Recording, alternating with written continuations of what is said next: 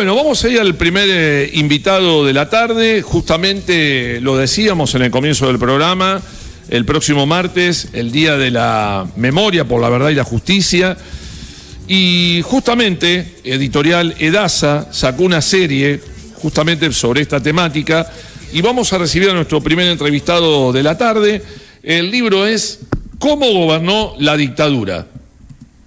Sugerente título, para ilustrar un poco también la efeméride del martes que viene, escrito por Alejandro Bombecchi y Emilia Simisón. En este caso lo tenemos del otro lado de la línea, del otro lado de la pantalla, a Alejandro Bombecchi, que lo recibimos a las 17:04. ¿Qué tal, Alejandro? Buenas tardes, bienvenido al programa. Marcelo Rojas te saluda, ¿cómo estás? Buenas tardes, Marcelo. Muchas gracias por la invitación. No, los agradecidos somos nosotros y bueno, y la verdad que será un placer este conversatorio que vamos a tener con mi compañera también, Juliana Sangüesa. Lo primero que te quiero... Buenas tardes, Juliana. Hola, Alejandro. Bien. Lo primero que te quiero comentar es, bueno, ¿cómo surge esta propuesta, esta temática? Porque hay una de las líneas que sigue este libro, la mayoría pensaba en que el poder político estaba concentrado en el general Jorge Rafael Videla y el poder económico estaba o era exclusivamente de José Alfredo Martínez de Hoz. Y en ese libro, medio como que contrasta con esa idea generalizada de que aparentemente existía como una disputa interna entre las Fuerzas Armadas, ¿no? ¿Cómo estaba estructurado ese poder dentro del gobierno militar entre el 76 y 1983? El poder estaba compartido de manera balanceada, tanto entre las tres Fuerzas Armadas como, sobre todo, entre las facciones entre las cuales esas Fuerzas Armadas estaban divididas, ¿no? Los neoliberales, los desarrollistas, los duros y los blandos. Sí. Lo que nosotros argumentamos en el libro es que esta división de facciones, que era obviamente anterior al golpe militar, era tan profunda y preocupaba tanto a quienes diseñaron el régimen, que pensaron que establecer estas reglas para compartir el poder de manera tal de que todas las facciones tuvieran más o menos el mismo quantum de poder, era lo que iba a evitar que ocurrieran cosas que habían pasado en experiencias autoritarias anteriores, y que habían llevado al país y sobre todo a las propias Fuerzas Armadas al borde de la guerra civil, ¿no? Me refiero a lo ocurrido en 1955 y en 1962 y 63, y sobre todo a lo ocurrido durante la Revolución Argentina, en donde los militares también habían tomado el poder, pero habían permitido que el poder fuera concentrado y personalizado en las manos del general Onganía, y eso había resultado en detrimento del poder de las otras facciones de las fuerzas, y ni dentro del ejército, ni en la Marina, ni en la Fuerza Aérea querían que se repitieran ninguna de estas tres experiencias. Pues para eso inventaron estas reglas, que son las que nosotros analizamos en este libro, y cuyas consecuencias fueron, bastante sistemáticas y bastante minuciosas, en darle a cada una de las facciones poder suficiente como para vetar, lo que las otras facciones querían hacer, y a través de ese veto para ir cerrándole caminos, a los gobiernos, autoritarios, e ir sesgando, la trayectoria del régimen, en direcciones que no eran las que ninguna facción considerada individualmente quería, que fuese. Bien. Te consulto, digo, ¿cuál fue el principal hallazgo del libro que más los sorprendió, tanto a vos como a Emilia, durante la investigación? ¿Y qué los motivó a investigar cómo funcionaba internamente la dictadura militar argentina? Bueno, empiezo por la segunda pregunta. La motivación, viene de dos fuentes.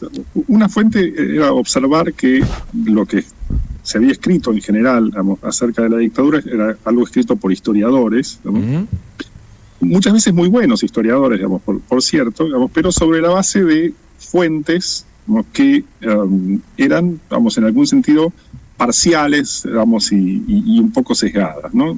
Parciales porque eran en general fuentes orales, o sea, entrevistas a los protagonistas, ¿no? Fuentes de prensa, de la época, ¿no? Y sesgadas, precisamente porque lo que ocurre en general cuando uno trata de estudiar, digamos, lo que ocurre en regímenes autoritarios, digamos, el problema con el que se enfrenta es que la información no suele ser accesible, ¿no? Los dictadores en general no quieren que se sepa cómo gobiernan, ¿no? Y los trabajos que se habían escrito hasta ahora sobre la dictadura, en general se habían escrito sobre la base, como digo, de estas fuentes, digamos, que eran las fuentes a las que se podía acceder, ¿no? Se puede ver la prensa de la época, se podía hablar hasta hace relativamente poco tiempo con buena parte de los protagonistas, pero no se podía ver nada sobre el funcionamiento interno. Y bueno, resulta que a mediados de los años 2010, digamos, los archivos de la Comisión de Asesoramiento Legislativo y las actas de la Junta Militar, que hasta ese momento permanecían, digamos, perdidas, digamos, ¿no? Aparecieron en distintos, digamos, lugares, distintos edificios, digamos, del Estado Nacional, ¿no? Y fueron enviadas al Archivo General de la Nación, y en el Archivo General de la Nación, bueno, se abrieron a los investigadores que quisieran consultarlas, y eso fue lo que nosotros hicimos, empezamos a mirar estos archivos. Y cuando empezamos a mirarlos, digamos, bueno, descubrimos que había ahí muchísima más información de la que se contaba hasta ahora, y que cuando uno examinaba esa información con un enfoque analítico más sistemático, por un lado, y con un enfoque, digamos, de análisis cuantitativo, estadístico, digamos, por otro, lo que emergía, digamos, de los archivos era un poquito diferente, digamos, y en algunos puntos bastante diferente, de la historia, digamos, que los historiadores nos habían enseñado hasta ese momento. Y bueno, por eso decidimos escribir este libro. Después, con respecto a esto que decías, ¿no? Del acceso a los archivos, ¿cómo fue tratar de delimitar? Porque me imagino que deben haber encontrado un montón de cosas dentro de esos archivos que hubieran por ahí estado buenísimos incluirlos en el libro, pero que por ahí, por el criterio de lo que querían ustedes informar o contar, no entraron. ¿Cómo fue delimitar, esto sí, esto no, y cómo se organizaron con Emilia para este trabajo? Porque una cosa es mi criterio y otra cosa también es el criterio de la otra persona, y cómo trabajaron en conjunto en el armado, ¿no?, de este material.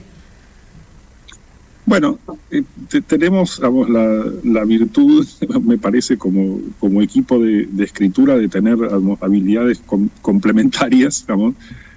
Así que desde el punto de vista de la coordinación entre nosotros, la verdad es que jamás tuvimos un problema, digamos, y lo cierto es que, digamos, lo que, digamos, incluimos en los archivos, aunque obviamente no es todo, los archivos son, digamos, realmente infinitos, digamos, en un montón de aspectos, digamos, es aquello que en esta ocasión nos permitía, digamos, tratar de responder, digamos, a las preguntas que nos estaban, digamos, guiando, que son, digamos, las preguntas que se desprenden del título del libro, ¿no? Digamos, cómo se organizaron, digamos, para gobernar, digamos, y cuáles fueron las consecuencias de que se organizaran para gobernar del modo en que lo hicieron, ¿no? Eso nos llevaba, digamos, por una parte, a concentrarnos, digamos, en establecer cuáles habían sido las reglas con las que se habían organizado, digamos, los militares, tanto en la Junta como en la Comisión de Asesoramiento Legislativo, ¿no? Y por otro lado, vamos a tratar de explorar cuáles eran las consecuencias de esas reglas en términos de, digamos, cuánta legislación se había propuesto y sancionado, digamos, si se había propuesto y sancionado tal como, digamos, la habían inicialmente, digamos, escrito, digamos, quienes la proponían, o si había sido modificada en el camino, cuáles habían sido esas modificaciones, digamos, qué actores, tanto dentro de la élite militar, digamos, como de las élites políticas y económicas del país, habían intervenido, ¿no?, en estos procesos legislativos para modificar lo que consideraban apropiado de las iniciativas originales, digamos, de los ministerios. Y bueno, digamos, eso obviamente involucraba, digamos, tratar de hacer entrar, digamos, en bases de datos, digamos, en construir, digamos, bases de datos, digamos, con información que nos permitiera explorar estas preguntas, y bueno, dejar de lado, digamos, otro montón de asuntos, digamos, que eventualmente, digamos, quizás analizaremos más adelante, sobre algunas cuestiones más sustantivas de las políticas públicas. Y por suerte, para poder hacer esto, digamos, contamos con, digamos, muchos asistentes de investigación, digamos, que eran, digamos, alumnos, digamos, de la Universidad Torcuato Di Tella en una gran medida, digamos, que para graduarse, digamos, pueden optar, digamos, por hacer asistencias de investigación, digamos, con los profesores. Y bueno, nosotros tuvimos ahí un conjunto de asistentes, a los cuales les agradecemos individualmente al final del libro, que nos ayudaron, a sacar fotos de los archivos, en el Archivo General de la Nación, y después nos ayudaron a transformar lo que había en esas fotografías en material, para hacer las bases de datos que después nos permitieron realizar los análisis cuantitativos y los análisis de redes, que están en el libro que ustedes tienen ahí en la mano. Bien, dentro de esas facciones de poder que se originan dentro de las Fuerzas Armadas, ustedes remarcan mucho que había un poder fragmentado y negociado. Te consulto, ¿cómo era la relación entre Videla y Macera? Digo, ¿había conflictos internos sobre cómo llevar adelante el plan represivo, sobre la economía, sobre la orientación del régimen? ¿Cómo era la relación entre los dos? Bueno, era muy mala esa relación, efectivamente había conflictos sobre cada una de esas cosas, ¿no? En general, diría que los neoliberales, con Videla a la cabeza, ¿no?, tenían una idea acerca de, por un lado, cuál debería ser la política económica y por otro lado, cuál debería ser la política institucional y represiva, que era bastante distinta de la que Macera tenía, ¿no? En política económica, los neoliberales querían abrir la economía, transformar, en general las instituciones económicas y el mercado de trabajo de una manera similar a como estaba ocurriendo en simultáneo, en Chile, en el régimen comandado por la Junta, y por el general Pinochet, mientras que Macera era, más, pragmático, ¿no? Y como suelen ser los pragmáticos, alguien que está más cerca del status quo, ¿no?, que está mucho más dispuesto a hacer un compromiso, con los actores económicos dominantes, del país, y por lo tanto, a no ir demasiado lejos, en el ajuste económico y sobre todo en las reformas económicas, sino más bien seguir dándole, a los sectores industriales, y agropecuarios, que eran dominantes en Argentina en ese momento, lo que ellos consideraban que era, su parte de los negocios, ¿no? Respecto de la política represiva, también había diferencias, ¿no? Los neoliberales en general, eran, personas que consideraban que la represión tenía que ser muy dura y muy rápida. Sí, en eso coincidían, con los duros y en alguna medida también con Macera, pero, los neoliberales en general pensaban que la represión tenía que estar restringida. Ay, qué lástima, ¿no? Justo estaba... Sí, se quedó sin señal. Puede ser que haya... A ver, ahora creo que lo recuperamos, ¿no? Ahí está. ¿Hola? Ahora sí. Redondea la idea, Alejandro, porque te quedaste medio ahí entrecortado. Sí, perdón. ¿Dónde me quedé? No, estábamos hablando de las diferencias que había entre el almirante Macera y el general Videla con respecto al plan represivo, ¿no? Ah, ok. Sí. No, lo que decía es, los neoliberales en general tenían una visión, más acotada de cuál debía ser el alcance de la represión. Que no había que ir mucho más allá de las organizaciones guerrilleras y de sus cúpulas, y de los principales líderes sindicales, y los delegados de planta. Y en cambio, Macera y los duros, en general, ¿no?, creían que la represión tenía que ser mucho más profunda, ¿no?, y mucho más capilar, de mucho mayor alcance, ¿no?, que lo que debía hacer era, de alguna manera, disciplinar al conjunto de la sociedad argentina, más allá, de quienes en ese momento eran políticamente activos, en la idea de que no había que desafiar, al Estado, que no había que desafiar, a las clases dominantes, y que eso tenía que ser una lección aprendida, para siempre, ¿no? Bien. Y de hecho, y nosotros ponemos algo, de eso en el libro, que no es investigación nuestra, es investigación, de otros autores, que trabajaron con enfoques estadísticos, sobre la represión y su dinámica interna, Hay diferencias, en la cantidad de secuestros y en la cantidad de muertes, en la cantidad de ejecuciones, en las zonas militares que fueron comandadas por oficiales de orientación liberal, respecto de las zonas militares que fueron comandadas por oficiales de orientación nacionalista, ¿no? Los nacionalistas secuestraron y mataron mucha más gente. Entonces creo que ahí también, había una diferencia importante.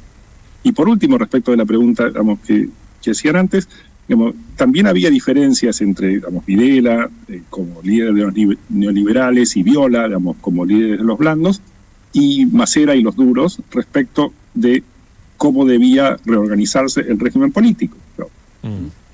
Macera y los duros, digamos, pensaban que la transición a la democracia tenía que postergarse lo más posible, ¿no? Sí. Y que tenía que hacerse en la mayor medida posible en las condiciones que los militares establecieran, ¿no? Como se estaba tratando de hacer en Chile y en Brasil, por parte de los regímenes militares que estaban en el poder en esos momentos. En cambio, digamos, Videla y sobre todo Viola, digamos, que era todavía más pragmático, ¿no? Creían que la transición, digamos, tenía que hacerse de manera negociada, digamos, con los partidos políticos, digamos, con la dirigencia empresaria y sindical, digamos, y que para eso, bueno, había que ir iniciándola, ¿no? Pero como las diferencias respecto de este punto eran, digamos, como se ve, digamos, bastante importantes, bueno, las facciones se fueron bloqueando las unas a las otras, digamos, y prolongando, digamos, la vida del régimen. Bien. Te consulto, ¿les pasó en esto de estar buscando los archivos y viendo por ahí esa parte histórica que no se conocía, o sea, que no estaba, digamos, el acceso a esa información? ¿Les pasó de encontrar algún dato que creían que era de una forma y resultó ser de otra, o algo que por ahí desconocían? Sí, bastante. Lo primero, digamos, que nos llamó la atención fue justamente el funcionamiento de la Comisión de Asesoramiento Legislativo, ¿no? Digo, la idea que en general, digamos, se tiene de cómo funcionan las dictaduras, digamos, es que los dictadores, sea uno, digamos, si es un dictador personal, digamos, o un pequeño grupo, si es una dictadura de partido o una dictadura militar al comando de una junta, digamos, se tiende a pensar que son, digamos, esas personas o esos pequeños grupos los que dictan, digamos, la legislación. Bueno, aquí nos encontramos que eso no era así, ¿no? Más bien que era al revés, ¿no?